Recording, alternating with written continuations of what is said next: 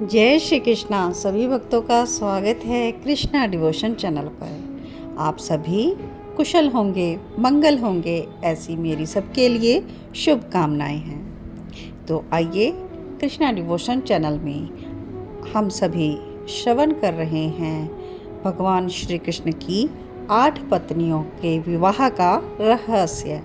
तो सभी इस तथ्य से जागरूक होने चाहिए कि भगवान श्री कृष्ण ने 8 पटरानियों से विवाह किस प्रकार से किए और 16,000 उनके 100 विवाह किस प्रकार से हुए थे।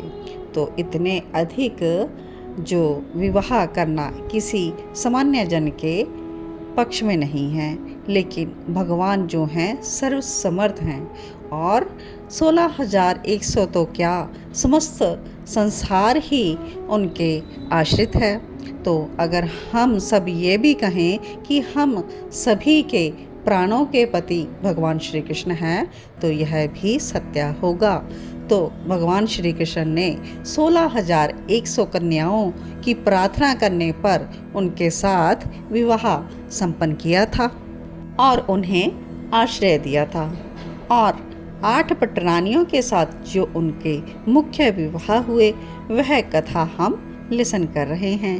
पिछले भाग में हमने उनका भद्रा के साथ किस प्रकार से विवाह हुआ यह लिसन किया, और इसके पिछले पार्ट्स में हम भगवान श्री कृष्ण जी का रुक्मिणी जी के साथ किस प्रकार से विवाह हुआ, जामवंती के साथ किस प्रकार से विवाह हुआ, सत्यभामा जी से, कालिंदी जी से किस प्रकार से उन्होंने विवाह किया, मित्र वृंदा को किस प्रकार से द्वारका लेकर आए, भद्रा और नागिन से उनका विवाह किस तरह हुआ, यह हम कथाएं लिसन कर चुके हैं। और आज का पार्ट है भाग 275।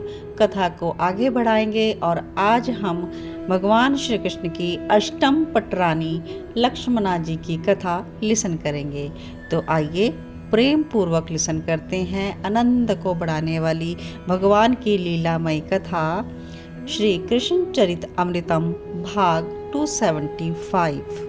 मद्र देश के महाराजा बृहदसेन की ये प्रतिज्ञा थी कि उनकी पुत्री का विवाह उसी के साथ किया जाएगा जो ऊपर यंत्र में घूम रही मछली का भेदन कर सके। तो यह बात नगाड़ों के साथ सभी के लिए घोषित की गई थी और उस समय अर्जुन यह सुन रहा था और बहुत प्रसन्न हुआ, क्योंकि यही प्रतिज्ञा तो द्रौपदी के स्वयंवर में भी थी। और फिर घोषणा होने लगी, बंदीजन कहने लगे कि यंत्र को केवल एक बार ही देखना है, फिर उससे दृष्टि हटाकर अपने नेत्रों को बंद कर लेना है। आपके सामने धनुष होगा, उस पर पत्यंचा चढ़ाकर मत्स्य भेदन ही नहीं करना, यंत्र को 2 टुकड़ों में काट कर भी गिरा देना है। बंदीजनों ने भरी सभा में मद्र नरेश के सामने उनकी प्रतिज्ञा सुना दी। चारों ओर राजा महाराजा सब बैठे हैं। दुर्योधन, कर्ण, शिशुपाल, दंतवक्र, अर्जुन, भीम, सहदेव और भुवन सुंदर स्वयं वासुदेव श्री कृष्ण। और अर्जुन मन में ही सोच रहा था कि मेरी बारी द्रौपदी के स्वयंवर में तो तेल के पात्र में मत्स्य के बिंब को देखकर भेदना था, पर यहाँ तो अलग ही है। सभी राजा उठ गए। स्वाभाविक है, कमजोर राजाओं को ही पहले उठाया गया। मद्र देश के राजा बृहदसेन परम भक्त थे, और भक्त होंगे भी क्यों नहीं। देव ऋषि नारद जी वर्षों से आ रहे थे इनके यहाँ। जब श्री कृष्णचंद्र जी गोकुल में गोपाल बने प्रेम रस बरसा रहे थे, तब से ये यहाँ आ रहे हैं नारद जी। और देव ऋषि को क्या चाहिए, कोई उनकी श्री कृष्ण की कथा सुनने वाला हो, बस ये तो उसके पीछे ही पड़ जाते हैं। और बृहदसेन को श्री कृष्ण का परम भक्त बना दिया था नारद जी ने। इनकी एकमात्र पुत्री थी लक्ष्मणा, सुंदरी ऐसी कि देवता भी ललायत थे इसको पाने के लिए। लेकिन जहाँ श्री कृष्ण प्रवेश कर गए वहाँ भला और कैसे कोई टिक पाएगा। लक्ष्मणा ने अपने हृदय में श्री कृष्ण को बसा लिया था। यशोदा नंदन से लेकर मथुराधीश से द्वारकाधीश, लक्ष्मणा श्री कृष्ण को ही हृदय में स्थान दे चुकी थी। राजा बृहदसेन ने अपनी विवाह के योग्य पुत्री से पूछ लिया था, पुत्री क्या चाहती हो, कैसे विवाह करोगी, कहो तो कोई प्रतिज्ञा करूं। राजा बृहदसेन की यह एकमात्र संतान थी लक्ष्मणा, इसलिए बहुत लाडली थी। पिताजी, द्रौपदी के स्वयंवर की तरह ही प्रतिज्ञा हो मत्स्य भेदन। किंतु लक्ष्मणा मुस्कुराते हुए बोली, किंतु कठिन वाली प्रतिज्ञा। बृहदसेन ने उत्साहित होकर पूछा, जैसे? तो क्या कहती है लक्ष्मणा?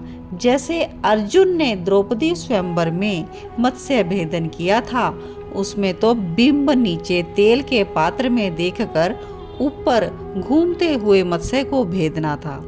पर पिताजी, इसमें एक धनुष और मात्र एक बाण, नीचे कुछ नहीं है, बिंब नहीं है। लक्ष्मणा बोलती गई। राजा की प्यारी बेटी थी, इसलिए राजा भी प्रसन्न होकर सुन रहे थे। और इन्होंने ही यह प्रतिज्ञा रखी कि एक बार ऊपर देखना है यंत्र को, और उसके पीछे मत्स्य है। यंत्र घूम रहा है तीव्र गति से, नीचे सिर करके, आंखें बंद करके घूमते हुए मत्स्य को बाणों से उसे तोड़ना है। राजा बृहदसेन करतल ध्वनि कर उठे, क्योंकि उन्हें पता था श्री कृष्ण के सिवा ये कार्य कौन कर सकता है। तो कहते हैं, तुम चाहो तो श्री कृष्ण को वर के रूप अभी भी ससमान विवाह कर सकती हो। राजा की बात पर राजगुरु बोल उठे, राजकुमारी को पूर्ण स्वतंत्रता दी जाए, उनके भविष्य का प्रश्न है। ठीक है, फिर यही मेरी प्रतिज्ञा है। राजा की प्रतिज्ञा लिखी गई, निमंत्रण पत्र बनाया गया। जो जो धुरंधर या वीर हैं या जिन राजाओं का इस तरह के स्वयंवर में आना व्यसन है, उनके पास दूतों को पत्र देकर भेजा गया। राजन, श्री कृष्ण नारायण के अवतार हैं, ये कार्य उनसे ही होगा। बृहदसेन के राजगुरु यह बोले थे। लक्ष्मणा मंद मंद मुस्कुरा रही थी। अगर अर्जुन ने मत्स्य भेदन कर दिया तो, जैसे द्रौपदी के समय किया था, लक्ष्मणा की सखियां ये पूछ रही हैं। श्री कृष्ण अपनी दासी की पुकार क्या नहीं सुनेंगे? लक्ष्मणा का श्री कृष्ण चरणों की निष्ठा देखने जैसी थी, उन्हें पूर्ण विश्वास था। लक्ष्मणा को पता था श्री कृष्ण ही ये कर सकते हैं और विश्व श्री कृष्ण की महिमा को जान सके, इसलिए लक्ष्मणा ने स्वयं ये प्रतिज्ञा रखवाई थी। सबको निमंत्रण भेजा गया। दुर्योधन, कर्ण, शिशुपाल, पांडव, श्री द्वारकाधीश और सभी यहाँ पर आ गए थे। लक्ष्मणा के आनंद का ठिकाना नहीं था। वो जब आई थी स्वयंवर में सज धज के, हाथों में वरमाला लिए, तब वो श्री कृष्ण की ओर देखकर देह का भान खो बैठी थी। सखियों ने संभाल रखा था उन्हें। स्वयंवर में सबसे पहले कमजोर राजा उठे, पर उनसे तो धनुष की प्रत्यंचा भी नहीं चढ़ी। हाँ, उसके बाद कर्ण उठा तो उसने धनुष की प्रत्यंचा चढ़ा दी। धनुष भी उठ गया। ऊपर देखा एक बार कर्ण ने, जितनी एकाग्रता से देख सकता था उतना देखा। फिर नीचे सिर करके, आंखें बंद करके उस यंत्र के भीतर घूम रहे मत्स्य को याद करने लगा। 2 टुकड़े भी करने हैं एक ही बाण से यंत्र के। कर्ण ने बाण छोड़ दिया, पर नहीं, यंत्र को ही बाण छू सका, मत्स्य तक पहुंचा ही नहीं बाण। अब अर्जुन उठा। द्रौपदी स्वयंवर में तो, किंतु ये कठिन था। यंत्र बहुत तीव्र गति से घूम रहा था और नीचे देखने के लिए कुछ भी नहीं था। द्रौपदी के स्वयंवर में तो तेल में मत्स्य का बिंब बार बार देखा जा सकता था। यह सोचते हुए अर्जुन उठा, प्रत्यंचा चढ़ाई धनुष में। लक्ष्मणा देख रही है, राजा बृहदसेन भी देख रहे हैं, कर्ण आदि सब राजाओं की दृष्टि अर्जुन पर है। धनुष उठाकर ऊपर देखा, यंत्र, मत्स्य यंत्र की गति सब कुछ समझ लिया और फिर सिर नीचे किया। अर्जुन ने आंखें बंद करके यंत्र की गति और मत्स्य पर बाण छोड़ दिया। पर ये क्या, धनुर्धर से आज ये मत्स्य भेदन नहीं हुआ। सभा सारी हंस पड़ी। अर्जुन लज्जित हुए और सिर झुकाकर श्री कृष्ण के पास आकर बैठ गए। और श्री कृष्ण मुस्कुराए, क्या हुआ, हार जीत तो होती रहती है, दुखी क्यों होते हो पार्थ। यह भगवान श्री कृष्ण अपने मित्र अर्जुन से पार्थ कहकर संबोधन कर रहे हैं। आगे अर्जुन कहता है, आप मत्स्य भेदन कर दें हे केशव, मैं इतना प्रसन्न होऊंगा जितना स्वयं के भेदन से भी नहीं होता। तो मुस्कुराते हुए उठे पीतांबरधारी श्री कृष्ण। समस्त राजाओं की दृष्टि श्री कृष्ण पर है। लक्ष्मणा गदगद है, राजा भृतसेन उत्साहित है। मद्र देश की सारी प्रजा देख रही है कि अब क्या होगा। श्री कृष्ण ने धनुष की प्रत्यंचा चढ़ाई, जैसे कोई बालक खिलौने को उठा लेता है। तो श्री कृष्ण ने एक ही बार ऊपर देखा, बस क्षण ही लगा होगा, और नीचे देखते हुए नेत्र बंद कर लिए। बाण छूटा, यंत्र के भीतर मत्स्य भेदन करते हुए 2 टुकड़े हो गए। सभी सभा जय हो कहकर गूंज उठी। दौड़ पड़ी लक्ष्मणा। राजा लोग समझ ही नहीं पाए, दुर्योधन कर्ण सभी हैरान रह गए कि ये क्या हुआ। लक्ष्मणा ने दौड़ते हुए वरमाला भुवन सुंदर के कंठ में डाल दी। चारों ओर जय जयकार की ध्वनि गूंज उठी। दुर्योधन क्रोधित हो उठा, पर क्या करे, श्री कृष्ण ने ही इस स्वयंवर को जीता था। इस बात को सब जान रहे थे। श्री कृष्ण ने बाहों में उठा लिया लक्ष्मणा को और अपने रथ में बिठाकर द्वारका के लिए चल पड़े। अर्जुन पीछे से चिल्लाया, केशव मैं भी आऊं। जरासंध के कुछ राजा आपके पीछे शस्त्र लेकर आ रहे हैं। तो कृष्ण कहते हैं, मैं अकेले ही पर्याप्त हूँ अर्जुन। इतना कहकर श्री कृष्ण चंद्रजू लक्ष्मणा को लेकर द्वारका चल पड़े।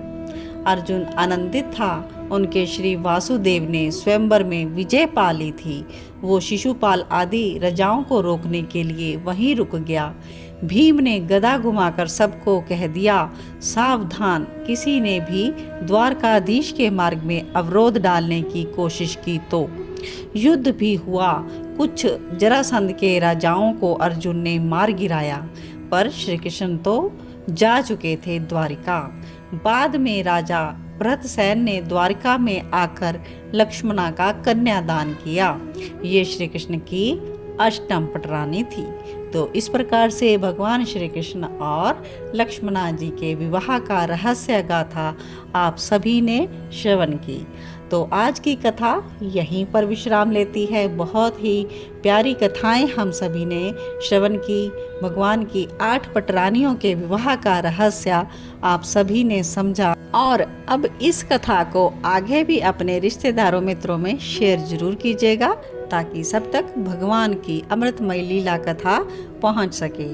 तो इन्हीं शब्दों के साथ आज का वीडियो विश्राम। मिलते हैं अपने नेक्स्ट वीडियो में नई कथा के साथ। और हाँ, अपने कमेंट्स मुझे ज़रूर दीजिएगा कि क्या आपने यह कथा इससे पूर्व सुनी हुई थी।